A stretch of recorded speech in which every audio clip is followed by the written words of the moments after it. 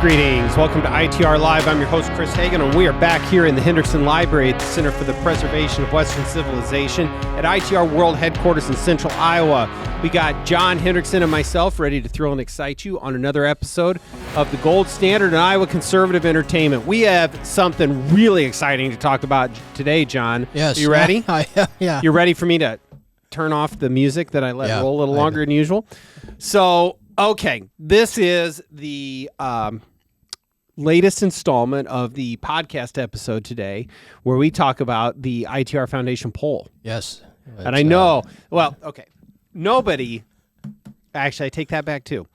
There's a small handful of people that get as excited for polling information as I do. But so anyway, you have to at least pretend to be excited about this thing because that is the topic of the day.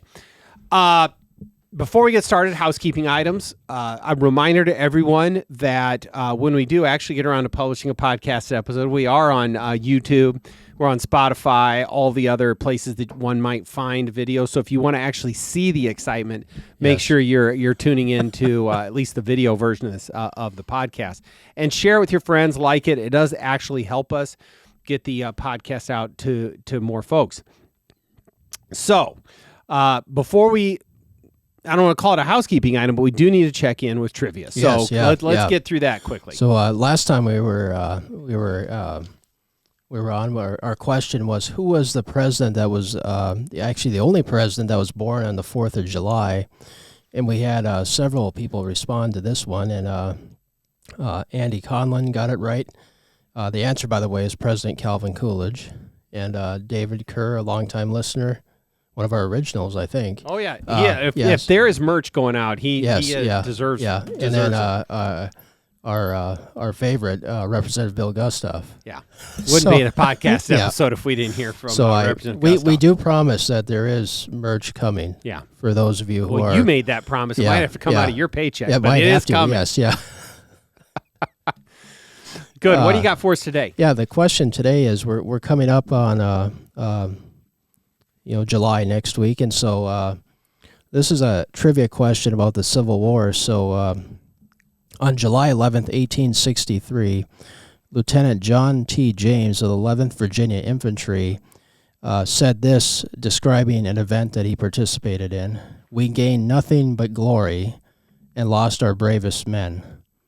And he was trying to describe this major event that he participated in, and really was a miracle that he survived. And it took place in the summer of 1863. So what event was James referring to? And I'll give you a hint. It has to do with a major battle of the Civil War, and we're looking for what specific part of that battle. Okay, I think I know, but I'm going to leave it up to the listeners. Okay, so I told you before we went on air that I had a topic that I did actually want to talk about with you. And I wanted to go over, before we go through the poll results, the Iowa Department of Revenue, John, released the 2024 Iowa Individual Income Tax Statistical Report. Have you had a chance to review this yet? No, I saw it was released today. Did? Okay, yeah, shoot. yeah. I was trying to pull a fast one on you. But I haven't even looked at it yet. This is an important document, though, that you will spend time with, I'm sure. Yeah. No, anyway, I wanted to see if I could, get you to look mortified by, here comes this 100-page income tax document that I expected you to be ready to cover, and yet you do not. But we will review things like that. We do. There's a lot of really good stuff that comes out from Revenue, from LSA. We are still waiting for the final fiscal note on the property tax bill. Not that we don't know what's in it, but it is. It's helpful to see that framed up, exactly how they calculate some of the numbers, and that's forthcoming. I know that analysis of tax bills and tax systems isn't always the most exciting thing in a podcast format, but I think it's helpful to at least let folks know that there is a lot of thought that goes into this, and we're going to review it all. I do want to, I think, spend our time today, though, John, as mentioned, on the latest version of the ITR Foundation poll. We haven't actually had one for a while. And so here we are. And this, as far as I know, these are the first public numbers looking at the November general election ballot that we have. There hasn't been, at least to my knowledge, and I follow stuff fairly close, a newspaper or a college or whoever. There will be a few that come out, but so this is, I think, a first good look. And I'm going to remind everyone that we've built a fairly strong reputation for having good, solid numbers, yes. right? Yeah, yep. I think most recently we were pretty close on the 2024 general election ballot when the Des Moines Register famously thought that Kamala Harris was ahead. Yes. I think the other one that I would like to remind folks of is back in 2022 when the Des Moines Register thought that Tom Miller was heading to a 20-plus point win just, I think, 3 weeks out, and we had as nearly a tie and felt real good about those numbers, so much so that the Register came out and tried to get right on it at the very end with a smaller single-digit lead for Tom Miller, but we nailed that one. Yes. Yeah. We had it close. We had Attorney General Byrd up by low single digits all the way through, and we were on that race when nobody else, saw it. So I'm not saying that, look, any poll can be off. They have margins of error. You could get a different, it's not to say that they're unassailable, and they're always nothing more than a snapshot in time. Where are people at on this day?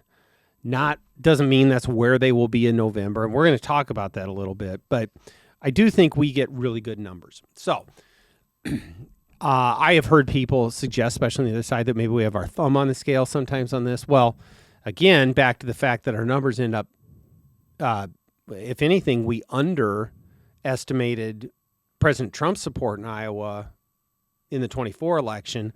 But, we're going to see some numbers today that I think that indicate that we are not putting our thumb on the scale. So anything else you want to do to talk about how awesome we are before we get into I think it's important because it's that this is a scientific, credible poll that we have been doing. And so I think it's important for listeners to know that this is not a push poll, or it's not Right.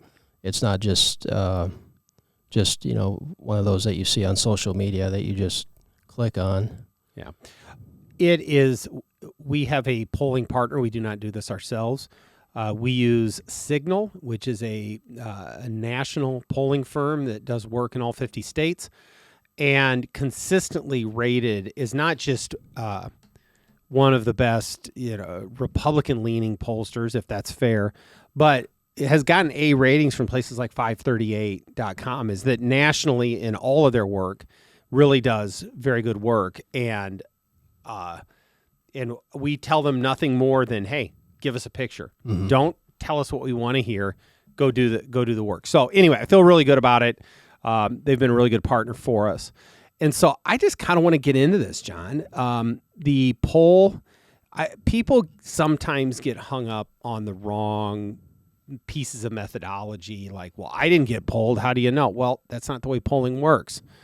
We surveyed 600 Iowans, and it's a cross sample. You get a certain number of Republicans and a certain number of Democrats, and yes, 600 is enough to get to within a reasonable margin of error. That's the way polling works.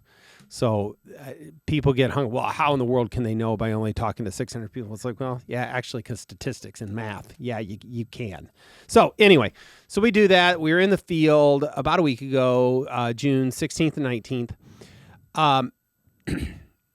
Right off the bat is kind of interesting. We ask a right track, wrong track number. And similar to the way they've been in the past, John, it's kind of inverted. Iowans are a little bit leaning towards thinking the country's on the wrong track, but they still slightly believe that the state is on the right track, which, okay, I think that's fine. The first up, and this is really is the generic congressional ballot, and you looked at this, is I think a pretty good benchmark for where the overall environment is. So you ask this question generically, like, hey, are you planning to vote Republican or Democrat? And we say congressional, but I think that sort of applies across the board to the legislature and what else. And that, John, you've got the polling memo up. I think it was plus 3 more or less, right? Yes, yeah. Depending on how you round, Yeah. it's always a little how far out. This is still a state that on balance is a Republican state. Is that a fair statement? I believe so, yeah. Okay. That's not the case in other states. There are other states that maybe voted Republican in the last presidential election that have kind of flipped. And that is something that the pollster kind of indicated, is that Iowa's ballot is, at least if you're for Republicans, is holding together better than it has in other states. We asked some different image ratings of different candidates. I don't know that for the podcast we get too deep into that. Top priority. I'm going to let you kind of take this one because this is really in your wheelhouse. But, from the following list, we ask these in terms of Congress, but it applies across the board. What's your what's your most important issue? And so give your kind of thoughts on that. What's the number one? What's the number two? And what kind of takeaways from that? Yeah, so we see kind of an interesting result here that are... I'm just going to say that taxes and the economy, inflation are the main issues that Iowans are concerned with. So we have inflation and economy with a little over 19% rated as the most issue important. And also just closely behind that, taxes and government spending. Those were the top. And so kind of those all work together. And that, I think that reflects sort of some of the concerns right now within the country as well, is that people are still a little nervous about the economy. I thought what was interesting is the you see Social Security and Medicare on their 11.3%. I wondered about that, if that is because the last couple of weeks we've seen in the national headlines, at least, the not so good trustees report about Social Security. Yeah. And so I think that might have a role there. The other issue is, of course, immigration is still a high concern for Iowans, coming in at 11%, health care. But then the thing that still puzzles me is that the threats to democracy, a little over 14%. And I don't understand that one. And I John, still struggle with that. I think that's just a core, I hate Donald Trump more than I care about anything else. Yeah. I can't square that, that he is the frenzied state that they have whipped themselves into, that he is so terrible that he is a clear and present danger to, I guess, democracy in general. I don't know. It's a strange thing. I mean, that was a phrase, that threats to democracy, that the left really leaned into in the last election. But I think that's it. I think that's a proxy for the hard left. Yeah. I guess we could dig into the crosstabs and find out whether that's true or not. The other thing is, and it was how low national security was. I mean, we think of with the situation, the war with Iran, and I thought that would be a little bit higher. Yeah. But that time and again in American politics, there's all these issues that flare up that people pay attention to. It usually comes back to the pocketbook, kitchen table issues. What does this mean to me when I'm trying to manage things for myself and for my family? And I think that is. Now, we're going to get into this a little bit later, but I think that dovetails really well into the 2/3 constitutional amendment. We're going to talk about that because we asked that question in here. But those go hand in hand, right? Yep, you're absolutely right. And so this poll's reflecting the concerns with the economy, and so that I think that's the message we're getting here. Yeah. Okay. I want to move on because I think the thing that folks probably look at first is who's going to win.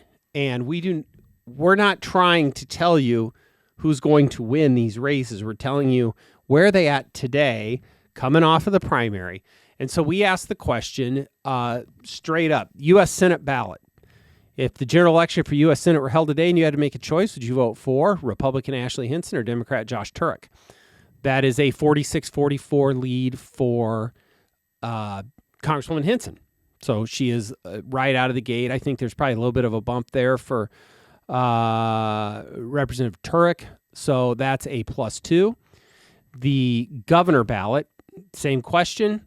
If the general election were held today, would you vote for Republican Zach Lane or Democrat Rob Sand? And Auditor Rob Sand up by about 4 points, 47-43, 40, depending on rounding, 48, whatever.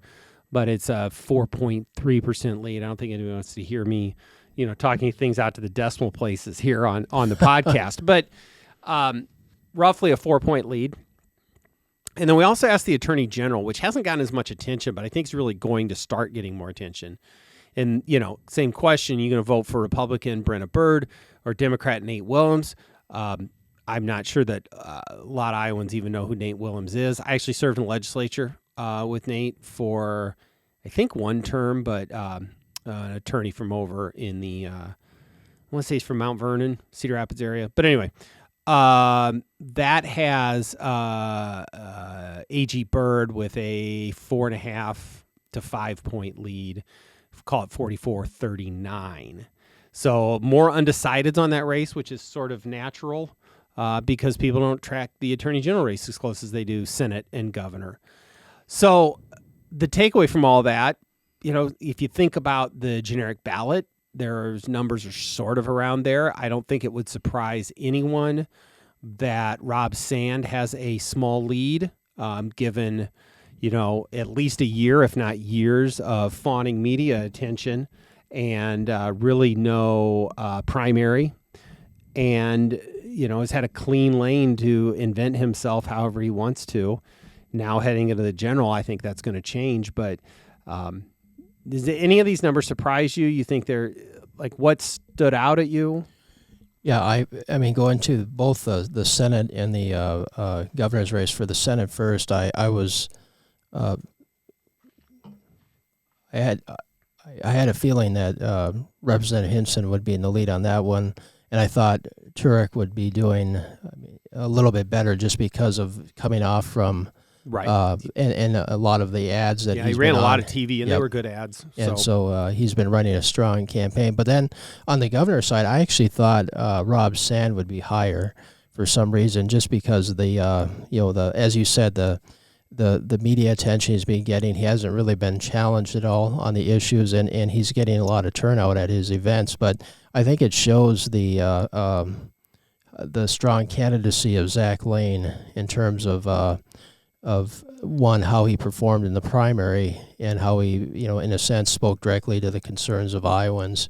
And so I think this is going to be a much more competitive race than originally what some are thinking. So I don't know if it's going to be a clear win for Rob Sand. No, if you ask me one big takeaway from this governor's race is much closer than I think a lot of people have assumed. Yes, yep. And that's people I talk to Republicans and think, oh, well, it's Rob Sand's going to cruise to victory. No, I think we can safely be done with that idea. Yes, yeah. And I think you made a good point in there, John, is who was on TV? Who was running those ads over the last couple of months? And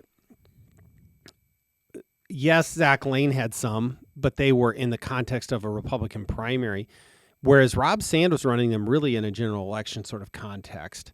And that impacts the numbers as well. I guess here's my analysis of this. I think in terms of name ID, who people know who Rob Sand is in Iowa. I'm not sure that everyone still knows who Zach Lane is. And it's still pretty favorable. But those things change over time. Especially as you get through a campaign, people firm up their positions. I guess the analysis is I think that at least in terms of what Iowans' perception is of Rob Sand, it's probably about as high right now as it's going to get. Because now here comes the campaign, here comes the differences, and it changes things. That's not to say that I think he's going to tank, but I do think it's going to be much harder for him, and I'm not sure how much more room he has to actually grow what people think of him in a favorable way. That's my analysis. Whereas I still think there's a lot of blue sky for Zach Lane. Yeah. So I think it's good news for the Lane campaign, and it looks like thinking back to the primary, which probably doesn't do us any good, but that became sort of a Feenstra or Lane, And I can tell you based on some of the other things that Zach Lane's running further ahead of where that sort of generic gubernatorial ballot was at the time. So I think there's encouraging signs there. I want to get to this, though, John, because this is a thing that we are going to be talking a lot about over the summer and fall, which is the constitutional amendment. And just to remind people what this constitutes, because this is the main thing that we want to do for people, is tell them what this is. Toward the end of your ballot, you're going to be asked a question about one proposed constitutional amendment. You get to vote yes or no.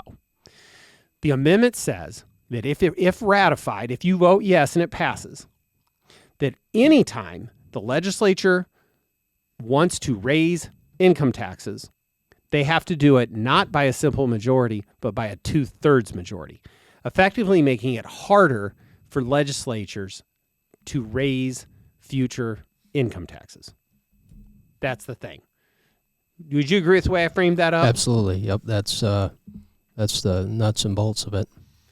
And we can go over what it is, but at the very core of it, we need to make sure, because there's a wall of text there. There's a whole bunch of words about what it does, and it can almost be confusing, especially after you've filled in all the other ovals.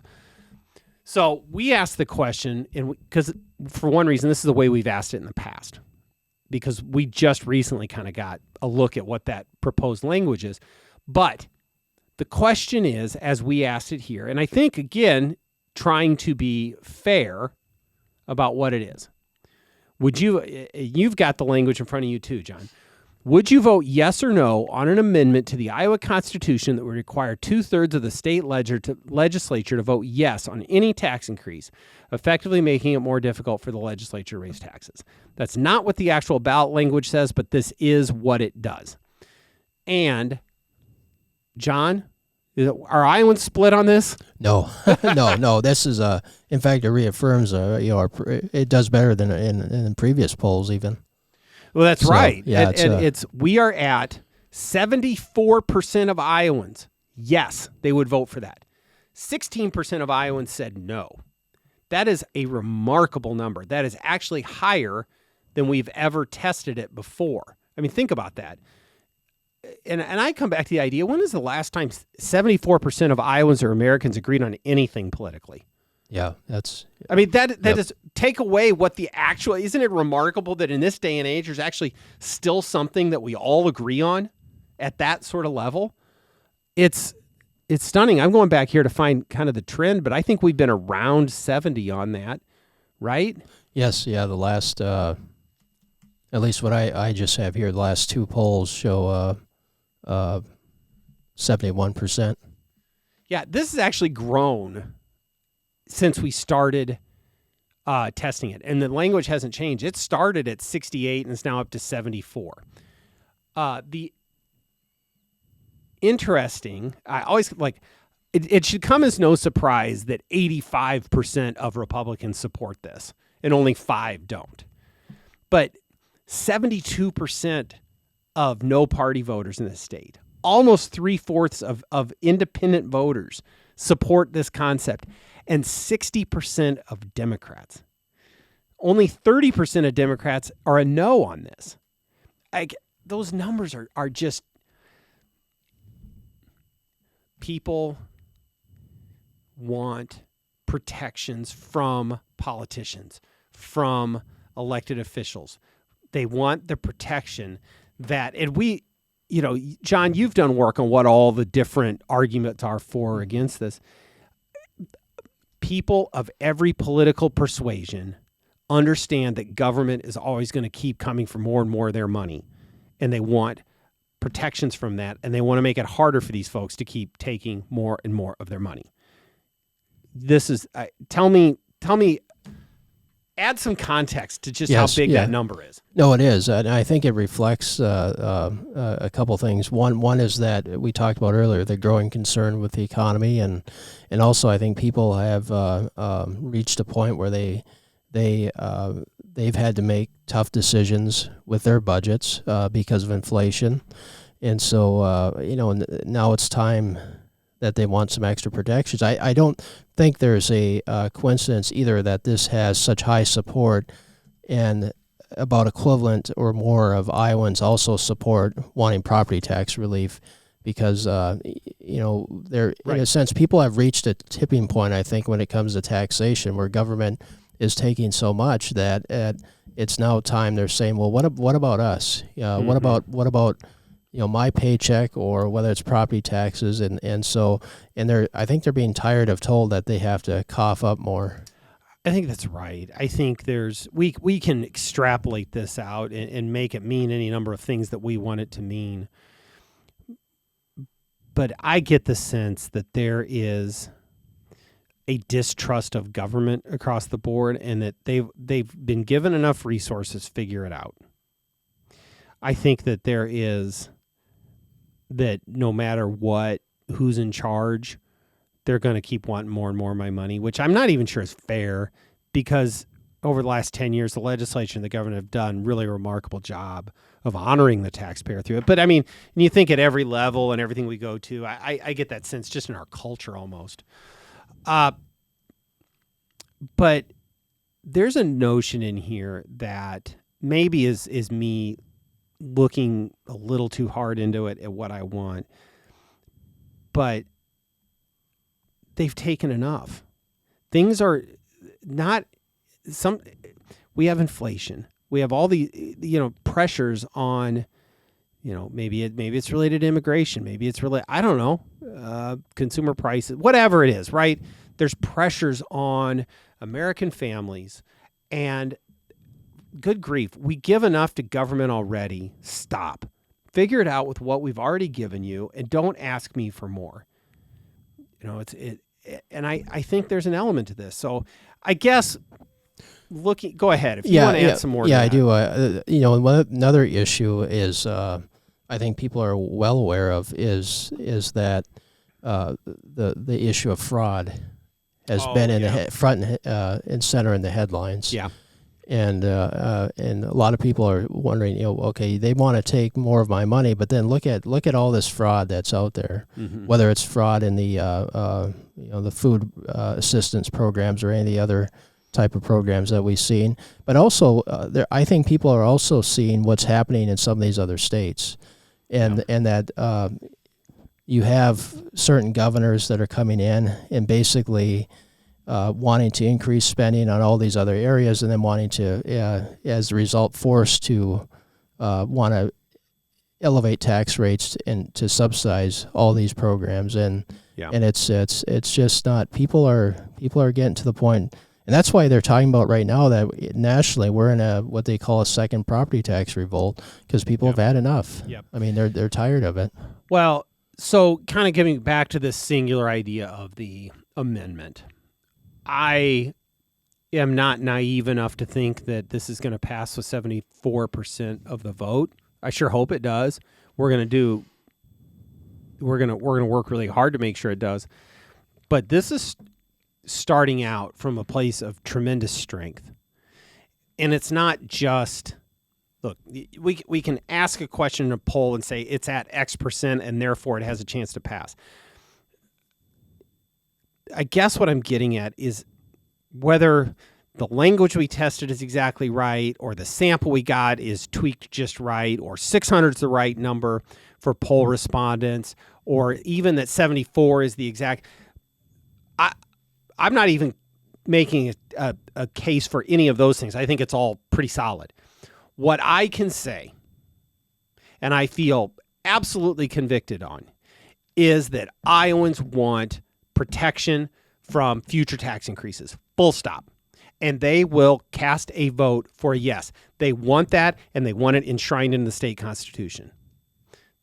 Full stop. And so, knowing that, I feel really good about where we're going to this campaign. We're going to work, and I think everyone listening to this and everyone that's a member of ITR or hears our messaging needs to help us get the message out, explain what this is, why we want to vote yes. And we've got a lot of things we're going to be doing to try and make that happen, John. But everyone needs to make sure that the word on the street, out and about in your community, is that we are voting yes on this amendment because it protects us. secondly, it's going to be really interesting to see how Rob Sand and Democrats play this, because I'll bet you deep down they want it to fail. I don't know. Maybe. I'd love to see, our legislative leaders in both parties. I'd love to see Auditor Sand come out and say, yep, you know what? Iowans want that. Let's get it done. I think that'd be a great spot for them to be.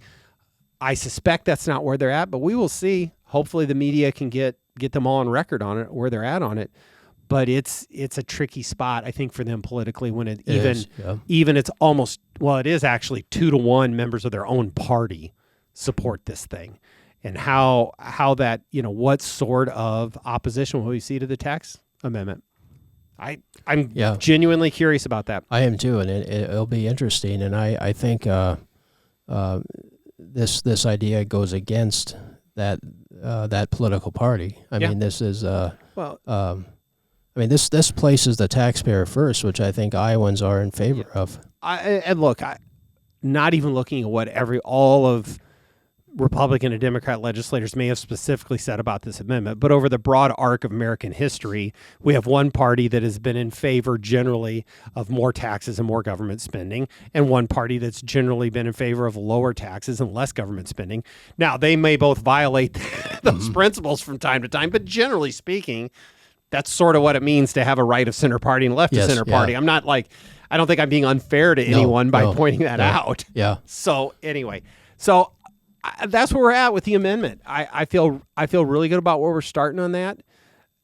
We ask a few other questions in here. Are people better off, worse off than they were a year ago? Again, most Iowans are almost half are saying they're worse off.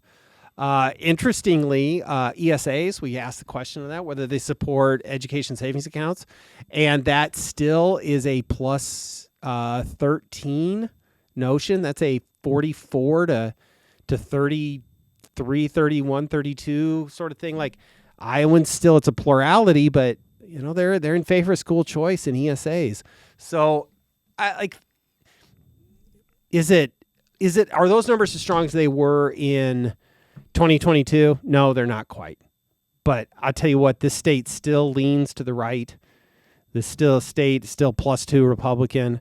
They still overwhelmingly want protection from tax increases, and they support school choice. Yes. So I think it's generally good news for conservatives.